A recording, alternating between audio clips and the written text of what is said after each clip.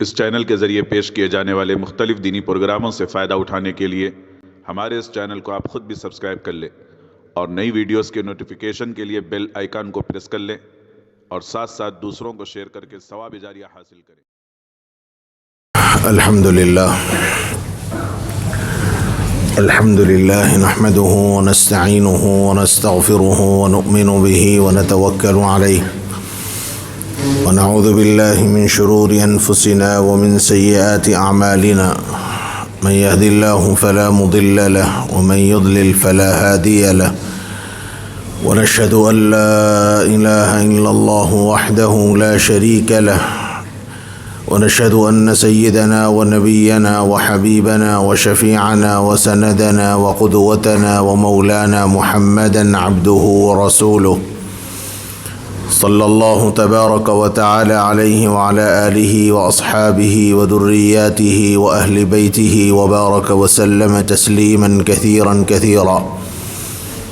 أما بعد فقد قال الله سبحانه وتعالى: أعوذ بالله من الشيطان الرجيم بسم الله الرحمن الرحيم يا أيها الذين آمنوا إذا تداينتم بدين إلى أجل مسمى فاكتبوه وليكتب بينكم كاتب بالعدل صدق الله العظيم.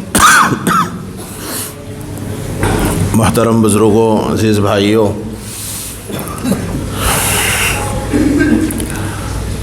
اسلام اپنے ماننے والوں کو زندگی کے مختلف معاملات میں تہذیب کا حکم دیتا ہے، اور جتنی تہذیب، جتنے آداب، جتنا سلیقہ اسلام اور اسلام کے ماننے والوں میں ہے، وہ سلیقہ کسی اور مذہب کے اندر نہیں ہے. اور اس کی بنیادی وجہ یہ ہے کہ اللہ رب العزت نے اسلام کو سارے دینوں پر خاتم فرمایا، سارے دینوں کو منسوخ کیا اور اسلام کو ناسخ قرار دیا. اللہ تعالیٰ نے قرآن مجید کے اندر فرمایا: اليوم اکملت لکم دینکم واتممت علیکم نعمتی ورضیت لکم الاسلام دینا.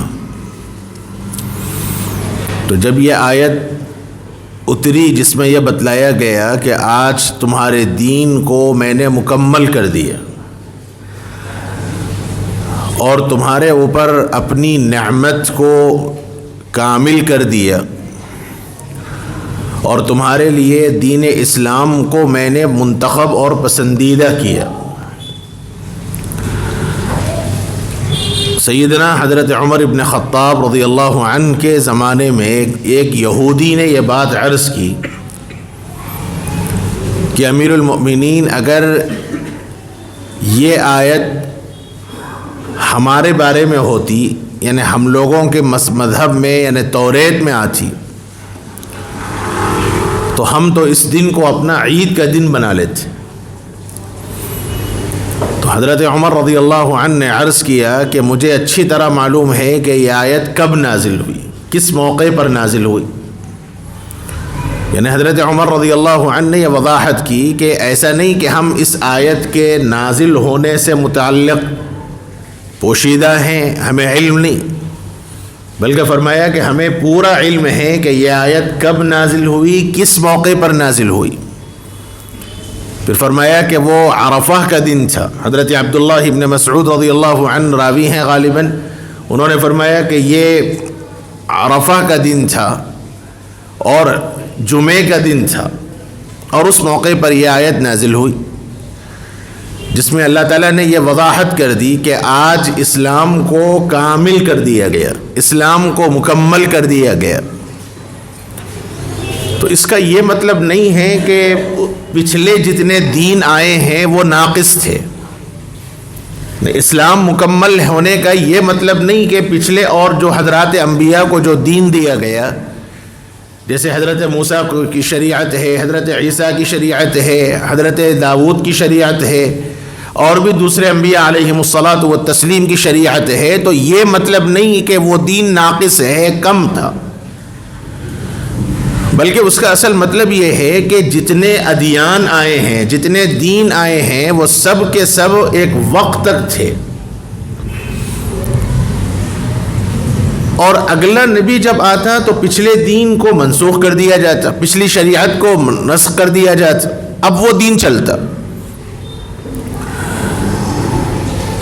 تو اپنے علاقے کے حد تک، اپنے زمانے کے حد تک جس نبی کو دین دے کر بھیجا گیا، اس حد تک اس نبی کا دین کامل تھا، لیکن جب اگلے نبی کو اللہ تعالیٰ نے بھیجا تو اب پچھلے جو نبی تھے اور ان کا جو دین تھا وہ منسوخ کر دیا جاتا اور اگلا دین اب اس کے واسطے نازل ہوتا۔ لیکن حضرت محمد صلی اللہ علیہ وسلم کا جو دین ہے، اب وہ دین مکمل ہے، کامل ہے، قیامت تک آنے والے ہر انسان کے واسطے اب اس دین کو ناسخ کر دیا گیا، سارے ادیان منسوخ کر دیے گئے، اور اب یہی دین چلے گا اور یہی دین باقی رہے گا۔ اس اعتبار سے یہ مطلب ہے الیوم اکملت لکم کا، کہ آج کے دن میں نے تمہارے لیے تمہارے دین کو مکمل کر دیا، یعنی اب دوسرا کوئی اور دین نہیں آ سکتا، اور یہی دین قیامت تک چلے گا، اور اسی دین کے ماننے والے ہر وقت باقی رہیں گے۔ اور اس دین کے لیے اللہ کی رضا یہ حاصل ہوئی کہ وَأَتْمَمْتُ عَلَيْكُمْ نِعْمَتِي، فرمایا کہ میں نے اپنی نعمت کو تمہارے لیے مکمل کر دیا۔ اس دین کو ناسخ بنا کر، اس دین کو باقی رکھ کر، حضرت محمد صلی اللہ علیہ وسلم کو نبی بنا کر، حضرت محمد صلی اللہ علیہ وسلم کو تمہارے درمیان مبعوث فرما کر، تمہارے لیے قرآن مجید کو نازل کر کے اللہ تعالیٰ فرماتے ہیں اتممت علیکم نعمتی، اپنی نعمت کو اب میں نے تمہارے اوپر مکمل کر دیا، اور یہی دین اب باقی رہے گا، اور اس کے علاوہ کوئی اور دین باقی نہیں رہے گا، اور اس دین کے ماننے والوں کو میری رضا حاصل ہوگی۔ وَرَضِيتُ لَكُمُ الْإِسْلَامَ دِينًا، تمہارے لیے اب دین اسلام کو پسند کر دیا گیا، یہی دین تمہارے لیے باقی رہنے والا ہے، اور یہی دین پسندیدہ ہے۔ بلکہ قرآن نے تو صاف اعلان کر دیا وَمَن يَبْتَغِ غَيْرَ الْإِسْلَامِ دِينًا فَلَن يُقْبَلَ مِنْهُ، کہ دین اسلام کے علاوہ اگر کوئی اور دین آدمی اختیار کرے گا، اس دین کی باتوں پر چلے گا، اس دین کو مانے گا، فرمایا کہ اللہ کے پاس وہ دین قطعاً قابل قبول نہیں ہوگا۔ اس لیے حضرت عمر رضی اللہ تعالی عنہ نے ایک مرتبہ اللہ کے نبی صلی اللہ علیہ وسلم سے پوچھا کہ بہت سے احکامات ایسے ہیں جو توریت میں ہیں، وہ احکامات قرآن مجید کے اندر بھی ملتے ہیں، جیسے قرآن نے کہا وَكَتَبْنَا عَلَيْهِمْ فِيهَا أَنَّ النَّفْسَ بِالنَّفْسِ وَالْعَيْنَ بِالْعَيْنِ وَالْأَنْفَ بِالْأَنْفِ وَالْأُذُنَ بِالْأُذُنِ وَالسِّنَّ بِالسِّنِّ وَالْجُرُوحَ قِصَاص۔ اگر کوئی آدمی کسی کی آنکھ پھوڑ دے تو توریت میں یہ حکم دیا گیا تھا کہ دوسرا آدمی اپنا بدلہ لیتے ہوئے اس کی آنکھ پھوڑ دے۔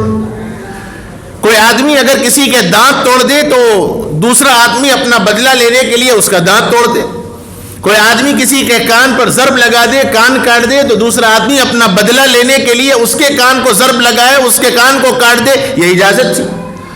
اس کے علاوہ اور بھی جو اپنے دیگر زخم ہیں، ان زخموں کا بدلہ لینے کی توریت میں اجازت تھی۔ قرآن مجید نے یہ سزا اس امت کے لیے بھی باقی رکھی۔ البتہ اس امت کو یہ فرمایا فَمَن تَصَدَّقَ بِهِ فَهُوَ كَفَّارَةٌ لَهُ، بدلہ لینے کی گنجائش ہے، بدلہ لینے کی اجازت ضرور ہے، لیکن بہتر یہ ہے کہ انسان اگر معاف کر دے تو وہ اس کے لیے زیادہ بہتر ہے، اور وہ اس کے گناہوں کا کفارہ ہے۔ تو توریت کے بہت سے احکامات ایسے ہیں جو احکامات شریعت اسلامیہ کے اندر باقی ہیں، لیکن اب یہ نہیں کہا جا سکتا کہ وہ توریت کا حکم ہے، بلکہ توریت کا حکم جب اب قرآن کے اندر آ گیا تو اب وہ قرآن کا حکم ہے، وہ اسلام کا حکم ہے۔ حضرت عمر رضی اللہ عنہ نے عرض کیا کہ یا رسول اللہ، اگر ہم توریت کو مان لیں، یعنی توریت کے وہ احکامات جو ہمارے پاس موجود ہیں، قرآن کے حکم کے بجائے ہم تصور توریت کا رکھ لیں، یہ مطلب تھا کہ ہم اگر توریت کو مان لیں، تو روایت کے الفاظ یہ ہیں کہ اللہ کے نبی صلی اللہ علیہ وسلم کا چہرہ انور غصے سے سرخ ہو گیا، فتغیر وجہ رسول اللہ کے الفاظ ہیں، حضور کا چہرہ بدل گیا، اور پھر اس کے بعد اللہ کے نبی صلی اللہ علیہ وسلم نے جلال میں فرمایا کہ اگر آج موسیٰ بھی زندہ ہوتے تو ان کو بھی میری پیروی کے کوئی اور چارہ نہیں تھا. قرآن نے اعلان کر دیا وَمَن يَبْتَغِ غَيْرَ الْإِسْلَامِ دِينًا فَلَن يُقْبَلَ مِنْهُ. اسلام کے مانتے ہوئے بھی اگر کوئی آدمی کسی اور دین کو, کوئی اور طریقے کو, کسی اور دین کے کسی معاملے کو اختیار کرتا ہے تو فرمایا کہ وہ اپنے لیے اپنے گھاٹے کا, اپنے نقصان کا, اپنے خسارے کا وہ خود ذمہ دار ہے, اور آخرت میں وہ نقصان اٹھانے والے لوگوں میں سے ہوگا. اس لیے اسلام نے ایک ایک چیز زندگی کی انسانیت کے لیے کھول کھول کر بیان کی. زندگی کے معاملات کو بیان کیا, زندگی کے معاشرتی زندگی کے احکامات کو بیان کیا, تو عبادات کو بیان کیا. جیسے میں بار بار کہتا ہوں کہ اسلام کا پوری بنیاد 5 چیزوں پہ منحصر ہے, جس میں ایک چیز اخلاق ہے. آخری درجہ اسلام کا اخلاق ہے. اگر ان 5 مجموعے کو ایک انسان مانتا ہے تو وہ کامل مسلمان ہے.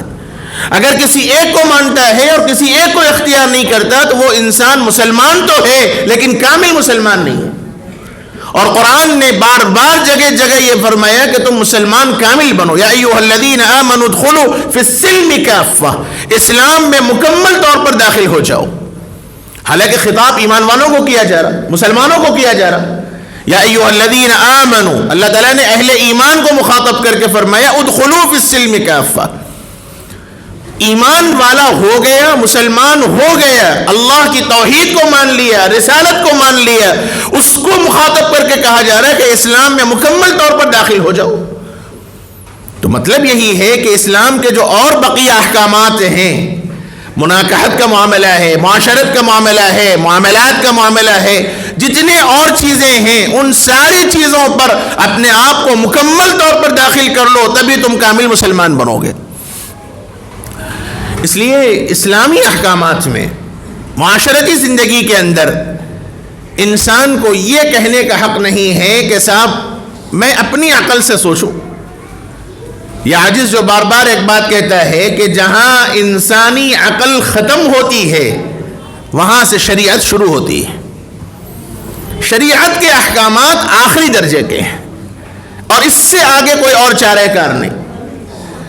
اس لیے انسانی زندگی کے اندر معاملات کی بھی ضرورت پڑتی ہے. قرآن مجید نے معاملات کو بھی بیان فرمایا, احکامات کو بیان کیا. فرمایا احل اللہ البیع وحرم الربا.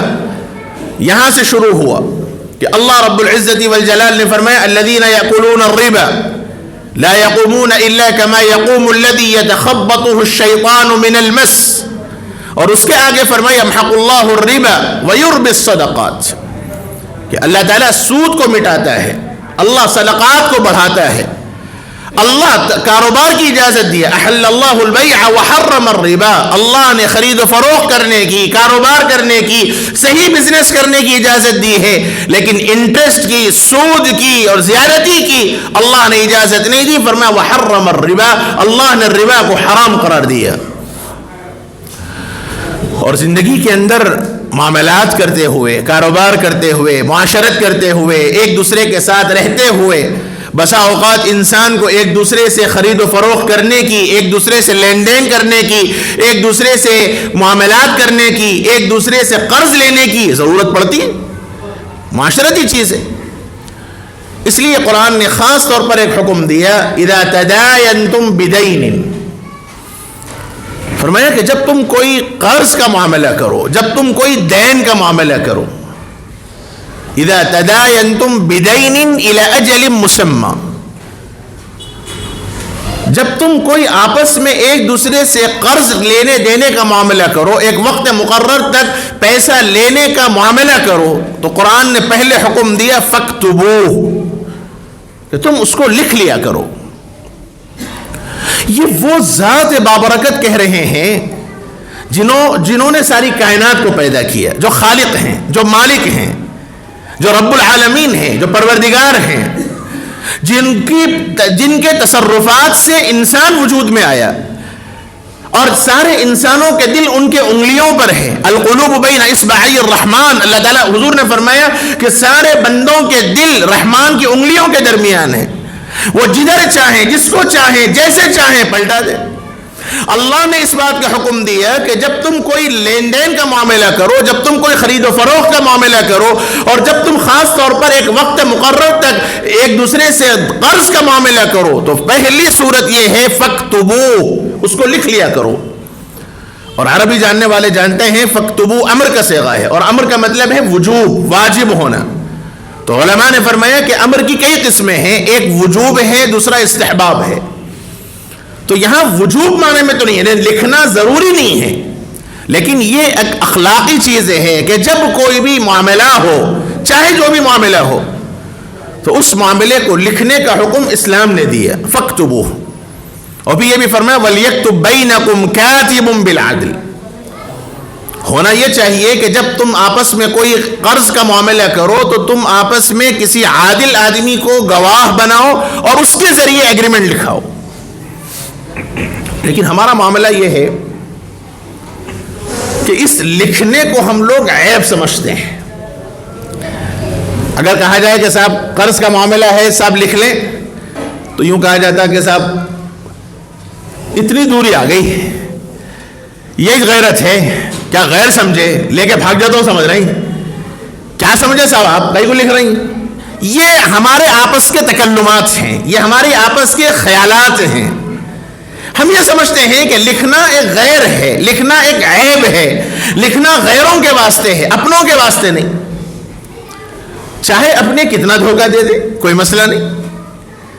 اس لیے حضرت مولانا محمد حمید الدین عاقل حسامی صاحب رحمۃ اللہ علیہ، حضرت مولانا عاقل صاحب رحمۃ اللہ علیہ عام طور پر یوں فرمایا کرتے تھے کہ قرض حسنہ، قرض حسنہ جو شرعی اعتبار سے قرض حسنہ جس کو کہا گیا، اس کا مطلب یہ ہے کہ آپ کسی کو قرض دیں اور یہ کر دیں کہ آپ اپنی سہولت سے جب چاہیں مجھے واپس کر دیں، میری طرف سے کوئی مطالبہ نہیں ہے، اپنی سہولت سے آپ جب چاہے دے دیں، یہ ہے قرض حسنہ۔ اور حدیث کے اندر اس کی بڑی فضیلت آئی ہے کہ جو آدمی کسی کو کسی کی ضرورت پر قرض حسنہ دے تو اللہ تعالیٰ اس کے لیے جنت میں درجات فرماتے ہیں، حدیث میں فضائل آئے ہیں۔ لیکن ساتھ ہی ساتھ جس کو قرض دیا گیا اس کے لیے بھی یہ ضروری ہے کہ وہ اپنی سہولت جیسے ہی میسر آئے فوری وہ قرض ادا کر دے، کیونکہ قرض لے کر دنیا سے جانے پر بھی بڑی سخت وعید میرے آقا نے فرمائی۔ ایک جنازہ آیا مسجد نبوی کے اندر، اللہ کے نبی صلی اللہ علیہ وسلم سے گزارش کی گئی کہ یا رسول اللہ جنازہ تیار ہے، آپ نماز پڑھا دیں۔ اور اس زمانے میں اللہ کے نبی کے جنازہ پڑھانے کا مطلب یہ تھا کہ اس مرحوم کی مغفرت کی گارنٹی، حضور سفارش کر رہے۔ تو اللہ کے نبی صلی اللہ علیہ وآلہ وسلم تشریف لائے اور یوں فرمایا کہ کیا ان کے اوپر کوئی قرض ہے؟ تو ایک صحابی کھڑے ہوئے، کہا یا رسول اللہ ہاں ان کے اوپر میرا قرض ہے۔ اور روایات میں صراحت بھی آئی ہے کہ کچھ درہم تھے، کچھ درہم، کوئی بڑا قرض نہیں تھا۔ تو اللہ کے نبی صلی اللہ علیہ وسلم پیچھے ہٹ گئے، فرمایا کہ تم جنازہ پڑھ لو، میں نہیں پڑھتا۔ تو پھر ایک صحابی کھڑے ہوئے، کہا یا رسول اللہ میں ان کے قرض کی ذمہ داری لیتا ہوں، ان کی طرف سے میں ادا کر دوں گا۔ اللہ کے نبی صلی اللہ علیہ وسلم پھر آگے بڑھے اور پھر حضور نے نماز جنازہ پڑھائی۔ ایک طرف یہ سخت وعید آئی ہے کہ اگر جنازے پر قرض ہوتا تو اللہ کے نبی صلی اللہ علیہ وسلم اس کے جنازے کی نماز نہیں پڑھتے، یہ ابتدائی مرحلہ تھا۔ اور آخر زمانے میں اللہ کے نبی صلی اللہ علیہ وسلم نے اعلان کیا کہ اگر کوئی تم میں سے قرض چھوڑ کر مر جائے اور اس کے کوئی رشتہ دار نہ ہو، مفلوق الحال ہو، وہ خستہ حال ہو، اس کا کوئی دیکھ ریکھ کرنے والا نہیں ہے، تو لوگوں کو چاہیے کہ اس کا قرضہ وہ مجھ سے آ کر وصول کر لیں۔ یہ حضور نے اعلان کر دیا تھا۔ تو حضرت مولانا حمید الدین عاقل حسامی صاحب رحمۃ اللہ علیہ یوں فرمایا کرتے تھے، قرض حسنہ کا مطلب ہے قرض دے دینا اور مانگنے آئے تو ہنسنا، اس کا نام قرض حسنہ ہے فرماتے تھے۔ یعنی یہ عرف میں ہمارے اپنے طریقے پہ لوگوں پر زد فرمایا کرتے تھے۔ عام طور پر ایک چیز طے ہوتی ہے کہ صاحب اتنے وقت میں میں دوں گا، اتنے وقت میں واپس کر دوں گا۔ اب نتیجہ یہ ہوتا ہے کہ ساری ضروریات قرض خواہ کی پوری ہوتی ہے، جائز ضروریات بھی پوری ہوتی ہیں، ناجائز خواہشات بھی پوری ہوتی ہیں، لیکن قرض دینے کا جہاں مسئلہ آیا، دیتا ہوں کل دیتا ہوں، 1 مہینے کے بعد دیتا ہوں، بھاگ جا رہا ہوں کیا آپ کے نظروں کے سامنے جو صاحب آج نہیں تو کل دیتا ہوں، یہ ہم لوگوں کا مزاج بن چکا ہے۔ حالانکہ وعید بڑی سخت آئی ہے. اس لیے یہ چیزوں کو اختیار کرنا چاہیے جو اسلام نے حکم دیا. معاملات صحیح ہونے چاہیے, معاملات صحیح ہونا چاہیے.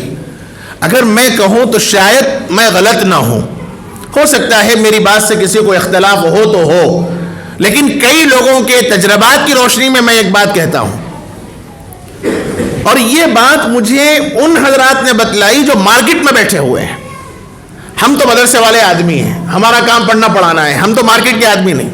لیکن مارکیٹ میں بیٹھنے والے لوگوں نے مجھ سے یہ بات کہی ہے کہ آج اگر معاملات کے اعتبار سے جتنے خراب ہم مسلمان ہیں اتنے غیر نہیں ہیں. یہ کئی لوگوں نے مجھ سے اپنی بات بتلائی ہے کہ بلکہ حد تو یہ ہے کہ لوگ اب کاروبار کرنے کے واسطے, خرید و فروخت کرنے کے واسطے اپنوں کے بجائے غیروں کی دکانوں کو ترجیح دیتے ہیں. اس کی وجہ یہ ہے کہ ہمارے اپنے لوگ یعنی مسلمان باضابطہ جتنی دھاندلی کرتے ہیں اتنا غیر نہیں کرتا.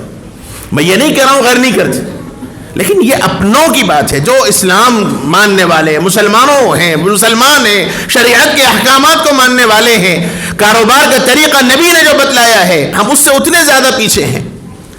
عالم تو یہ تھا کہ اللہ کے نبی صلی اللہ علیہ وسلم بازار سے گزرے, ایک صاحب کی دکان لگی ہوئی تھی, وہ گندم بیچ رہے تھے, گیہوں بیچ رہے تھے. تو اچانک اللہ کے نبی صلی اللہ علیہ وسلم نے ان کے جو تھیلا رکھا ہوا تھا جس پہ گیہوں جمی ہوئی تھی, اوپر سے بڑی شاندار اور بڑا رنگ نکلا ہوا, تو حضور نے سیدھا ہاتھ اندر ڈالا تھیلے کے اندر, تو کچی گیہوں نکلی. تو آقا نے بڑے جلال سے فرمایا کہ یہ کیا ہے؟ اب وہ معذرت کا ہے. کہا یا رسول اللہ, رات بارش ہوئی اور اس بارش کے نتیجے میں میرا یہ گیہوں بھیگ گیا, اور اس کے نتیجے میں نے اوپر سادہ اور صاف گیہوں رکھ دیا اور نیچے کچا گیہوں رکھ دیا تاکہ میرا کسٹمر خراب نہ ہو.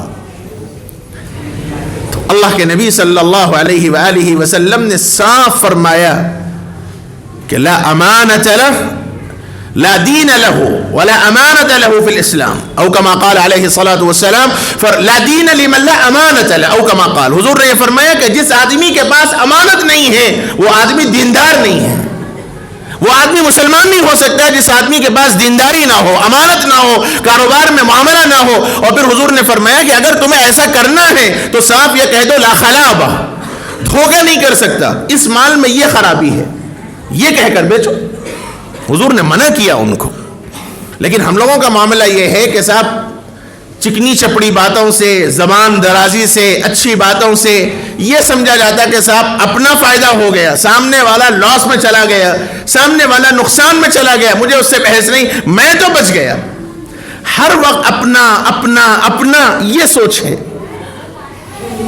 انسان کے اندر اپنا اپنا فائدہ ہر وقت ہے. یہ دنیا میں بھی ہے, آخرت میں بھی ہے. آخرت میں بھی یہ بات ہے. قرآن مجید نے ایک جگہ کہا سورۃ المعارج کے اندر کہ ایک انسان جہنم کی جب آگ ہوگی اور جہنم کی دہشتناکی کو انسان دیکھے گا, اور جب اس کو یہ یقین ہوگا کہ اب میرا اس میں جانا یقینی ہے اپنے اعمال کے اعتبار سے, تو وہاں انسان اپنی پیشکش کرے گا. اللہ تعالیٰ فرماتے ہیں انہم یرونہ بعیدا ونراہ قریبا یوم تکون السماء کالمہل وتکون الجبال کالعہن ولا يسأل حمیم حمیما یبصرونہم یود المجرم لو یفتدی من عذاب یومئذ ببنی. عام طور پر دنیاوی اعتبار سے میں ساری مصیبت جھیل لوں گا, جو مصیبت آ جائے میں برداشت کر لوں گا, لیکن میری اولاد پر کوئی مصیبت آئے میں برداشت نہیں کر سکتا. فطرت ہے, نیچرل, یہ بالکل نیچرل چیز ہے. انسان کی خواہش یہ ہے کہ صاحب کہے کے واسطے کما رہا ہوں, صاحب بچوں کے واسطے, چاہے میں حلال کماؤں چاہے حرام کماؤں, چاہے پونجی جمع کروں, اپنے بچوں کے فیوچر کے واسطے, بچوں کا فیوچر سوچا. اور انسان یہ چاہتا ہے کہ سارے مصیبتیں میں جھیل لوں لیکن میری اولاد پر کوئی آنچ نہ آئے. اور پھر اس کے بعد انسان آگے چل کر اولاد سے تھوڑا کم درجے کی محبت بیوی سے کرتا ہے, جان پہ کھیل لے گا, لیکن اپنی اہلیہ پر, اپنی عزت پر کوئی انگلی اٹھا دے برداشت نہیں کر سکتا. خاندان کا مسئلہ ہے, بھائی ہے, سب کچھ برداشت کر دے گا. کوئی بھائی کو انگلی اٹھا دے, کوئی بھائی پر آنکھ اٹھا کر دیکھ لے, پورے متفق ہو جائیں گے. اللہ تعالیٰ فرماتے پھر اور آگے چل کے اگر غور کیا جائے تو ماں باپ احترام کے اعتبار سے, یہ دنیاوی اعتبار سے یہ چیزیں ایسی ہیں کہ انسان اپنی پرواہ نہیں کرے گا, اپنے آپ کو پیش کر دے گا, لیکن ان لوگوں پر کوئی آنچ آ جائے برداشت نہیں کر سکتا, چاہے کچھ ہو جائے. لیکن کل قیامت بالکل اس کا الٹا ہوگا. انسان قیامت میں جب ہولناکی کی کیفیت کو دیکھے گا, پریشانی والی کیفیت کو دیکھے گا, اور یہ یقین ہوگا کہ اب میں اس میں یقینی طور پر پڑنے والا ہوں, مجھے کوئی اب بچا نہیں سکتا, تو انسان ایک کوشش کرے گا اور یوں کہے گا کہ یا اللہ یہ میرا بیٹا ہے, اس کو لے لیجئے, مجھے چھوڑ دیجئے. اللہ تعالیٰ فرماتے ہیں اس جب لوگ قیامت کو دیکھیں گے, یود المجرم لو یفتدی من عذاب یومئذ ببنیہ, اپنے بیٹوں کو پیش کر دے گا, وصاحبتہ اپنی بیوی کو پیش کر دے گا, واخیہ اپنے بھائیوں کو پیش کر دے گا, وفصیلتہ التی تؤویہ اور سارا وہ خاندان جہاں وہ رہتا تھا, ماں باپ بھائی دوست احباب رشتہ دار, جن سے انسان کو بچانے کی امید ہو سکتی ہے, وہ ان ساروں کو پیش کر دے گا. اور اتنا ہی نہیں, اپنا سب کچھ, ومن فی الارض جمیعا, مال جائیداد سب کچھ, بس ایک ہی تمنا ایک ہی خواہش ہے, اللہ یہ سب کو آپ جلا دیجئے, ان سب کو جہنم میں ڈال دیجئے, اور اس کے بجائے صرف مجھے ایک چھوڑ دیجئے. ومن فی الارض جمیعا ثم ینجی. حق تعالیٰ فرماتے کلا, ہرگز نہیں, انہا لظى نزاعة للشوى تدعو من ادبر وتولى وجمع فاوعى. ایسی بھیانک آگ ہوگی جو شعلہ زن ہوگی, انسان کے کھال کو جھلسا دے گی, چہرے کو بگاڑ دے گی, اور اللہ رب العزت اس آگ سے کسی کو نہیں بچا سکتے. اور جو آدمی اس آگ سے نہیں بچ سکتا اور اس آگ سے اپنے آپ کو بچا نہیں سکتا, تو بار بار میرے آقا نے یہ تنبیہ کی ہے, بار بار میرے آقا نے یہ بتلایا ہے کہ اپنے آپ کو اس جہنم کی آگ سے بچاؤ جس سے کوئی بچانے والا نہیں ہے. میرے بھائیو, معاملات اسلامی احکامات ہیں, صحیح معاملہ ہونا چاہیے, صحیح خریداری کرنی چاہیے, اور اپنے آنے والے کسٹمرز کو میں صاف کہتا ہوں, بلکہ ہر مسلمان جانتا ہے, کسٹمرز کا آنا اللہ کی طرف سے ہے. میرا اعتقاد, آپ کا ایمان, سب کا یقین ہے, وَمَا مِن دَابَّةٍ فِي الْأَرْضِ إِلَّا عَلَى اللَّهِ رِزْقُهَا وَيَعْلَمُ مُسْتَقَرَّهَا وَمُسْتَوْدَعَهَا.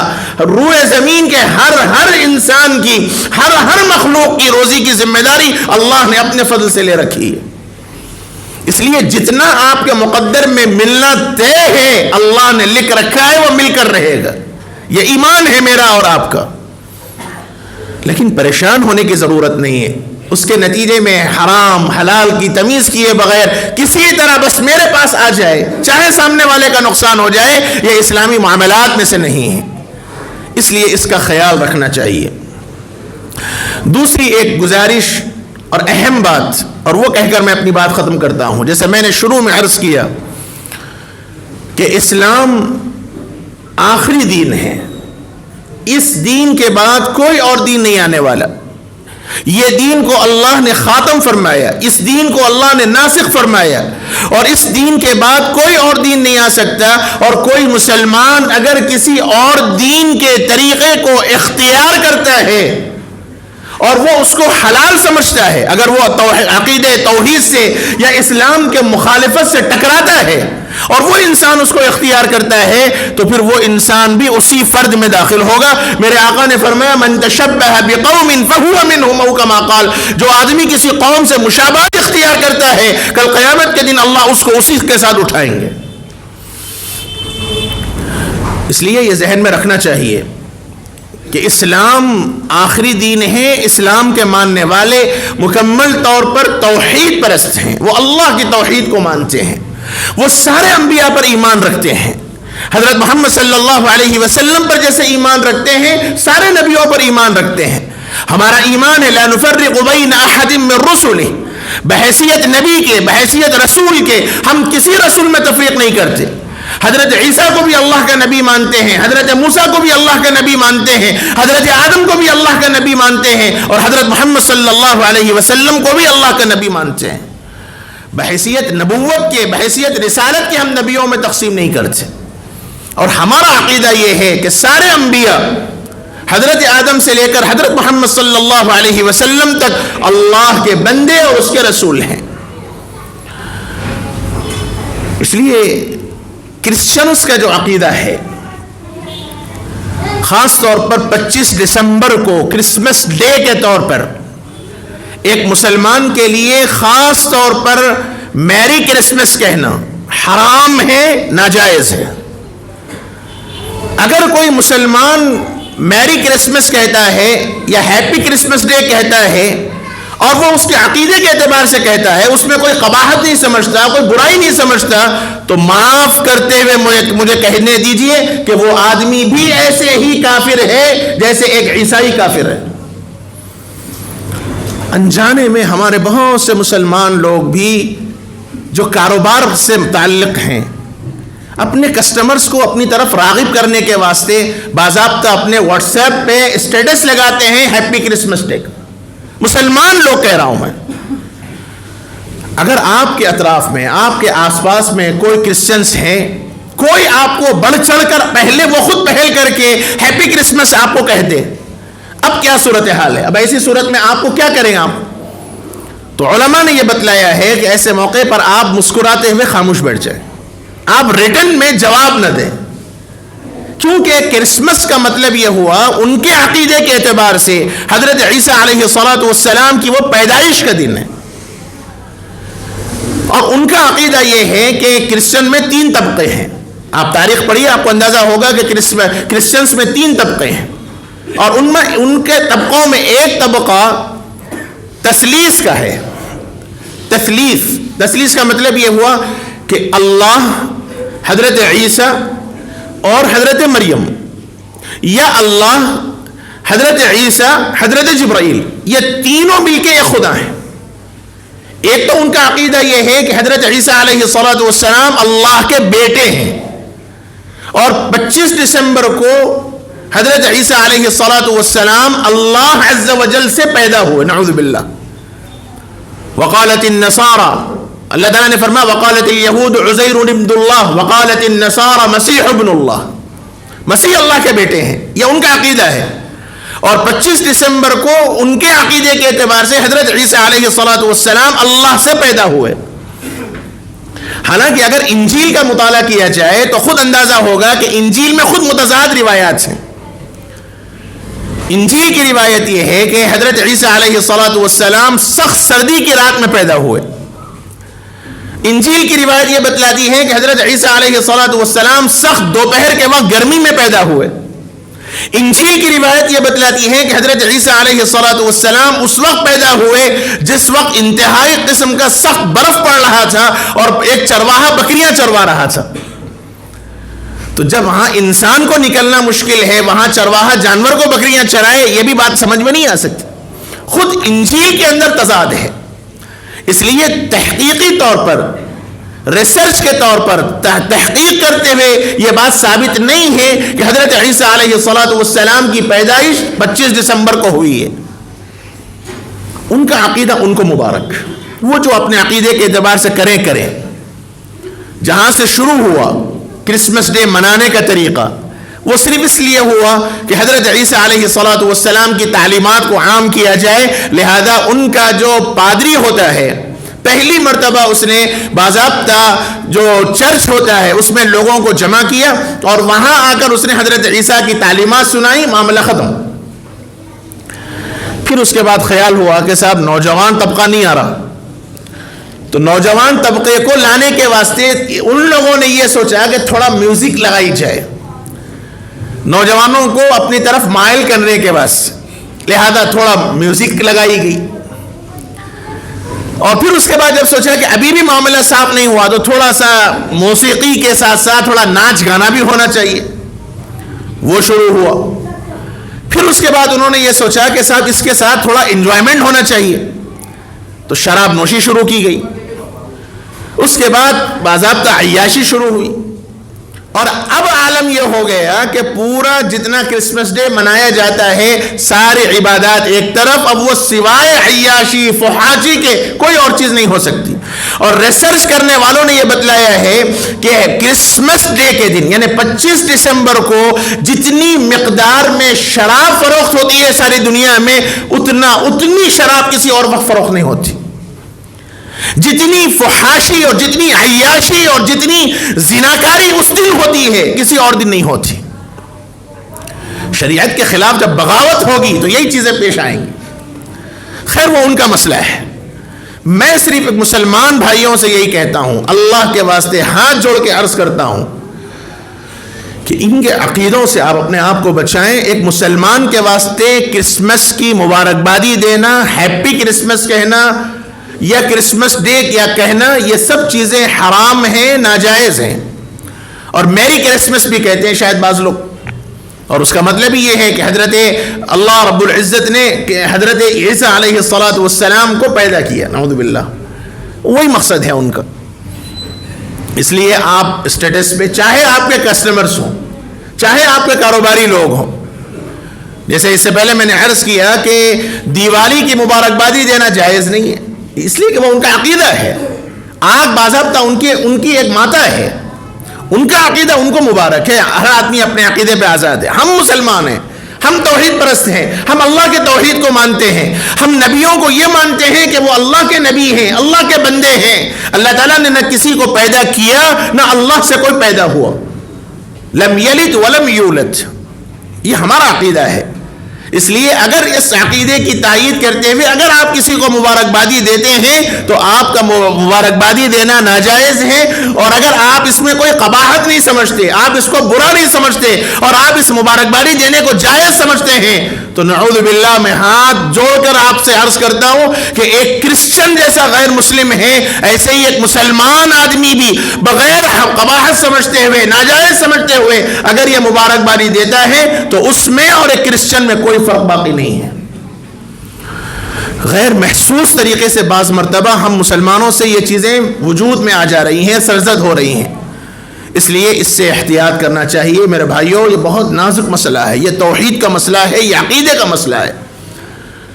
ایسے ہی وہ جو جھاڑ ہے، کرسچنوں کے پاس باضابطہ ایک جھاڑ کیا ایک عقیدہ ہے، اور یہ جھاڑ اصل وہ جھاڑ ہے جو حضرت مریم رضی اللہ تعالی عنہا جب حضرت عیسیٰ علیہ السلام پیدا ہوتے وقت جو درد ذہ ہوا، ایک عورت کو جو تکلیف ہوتی ہے، وہ تکلیف کے واسطے جب حضرت مریم ایک جگہ گئیں اور کھجور کے ایک درخت سے ایک سہارا لیا، قرآن نے اس کو بیان کیا، اور وہ درخت انتہائی سوکھا ہوا.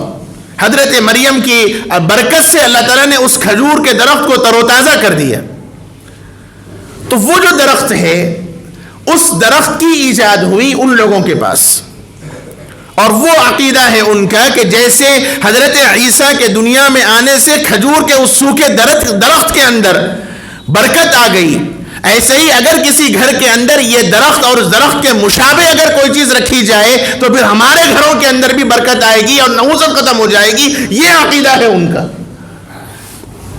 اور ایسے ہی وہ بوڑھا آدمی لال کپڑے پہن کر، سفید داڑھی لگا کر، سر پہ ٹوپی پہن کر، کرسچنوں کا عقیدہ یہ ہے کہ یہ بوڑھا آدمی یہ سال ہے جو گزرنے والا ہے، اور وہ جو تحفے دینے والا ہے وہ تحفہ گویا نئے سال کی پیش آمدہ مبارک ہے، نئے کاروبار میں، نئے سال میں آنے والی برکتیں ہیں.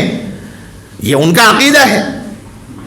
اور ہم مسلمان بھی ماشاءاللہ بڑے فخر کے ساتھ اپنے چھوٹے بچوں کو وہ لباس پہنا رہے ہیں. یہ میری اپنی آنکھوں سے دیکھی ہوئی باتیں میں کہہ رہا ہوں. بڑے فخر سے پہناتے ہیں. سینٹا کروز شاید اس کو کہتے ہیں. اس لیے میرے بھائیوں یہ چیزیں عقائد سے تعلق رکھتی ہیں. اللہ کے واسطے یہ چیزیں کرنا ہمارے لیے ناجائز ہے، حرام ہے. ہاں اگر کوئی ہے، آپ ملازمت کرتے ہیں کسی جگہ اور کوئی کرسچنس ہیں وہ آپ کو مبارکبادی دیتے ہیں، وہ اگر پہل کرتے ہیں، وہ آپ کو کہیں ہیپی کرسمس، تو آپ ان کے جواب میں ہیپی کرسمس نہیں کہیں گے، آپ صرف مسکرا دیجیے، یا آپ بہت سے بہت یہ کہہ دیجیے آپ کو مبارک ہو، بس یہ کہہ دیجیے، گنجائش ہے. مطلب یہ کہ ان پر برا بھی نہ لگے اور آپ کے عقیدے پہ بھی کوئی زد نہ پڑے. آپ کو مبارک ہو، آپ یہ کہہ دیں، دل میں یہ عقیدہ رکھ لیں کہ وہ آپ ہی کو مبارک ہے، ہمارے سے کوئی تعلق ہی نہیں ہے، یہ عقیدے کے ساتھ آپ بول دیں، اس کی پھر بھی گنجائش ہے. لیکن پہل کرتے ہوئے یا ان کے جواب میں اپنا آپ جواب دینا یہ شرعاً جائز نہیں ہے، اس سے احتیاط کرنا چاہیے. اللہ اپنے کرم سے جو باتیں کہی گئی ہیں اس پہ عمل کی توفیق نصیب فرمائے. اے اللہ جن حضرات نے دعاؤں کی درخواست کی ہے مالک ان سب کے جائز تمناؤں کو پورا فرما، ان کی ضروریات کی تکمیل فرما. اے اللہ جو بیمار ہیں ان سب کو شفاء کاملہ عاجلہ دائمہ مستمرہ نصیب فرما. اے اللہ جو مرحوم ہیں ان کی مغفرت فرما، ان کے درجات کو بلند فرما. مالک ہم نے جو مانگا وہ عطا فرما، مانگنے سے جو رہ گیا نہیں مانگ سکے اے اللہ اپنے خاص کرم سے عطا فرما. ہماری دعاؤں کو اپنے فضل و کرم سے قبول فرما. وصلی اللہ تبارک و تعالی علی خیر خلقہ سیدنا و نبینا مولانا محمد وعلی آلہ وصحبہ اجمعین والحمد للہ.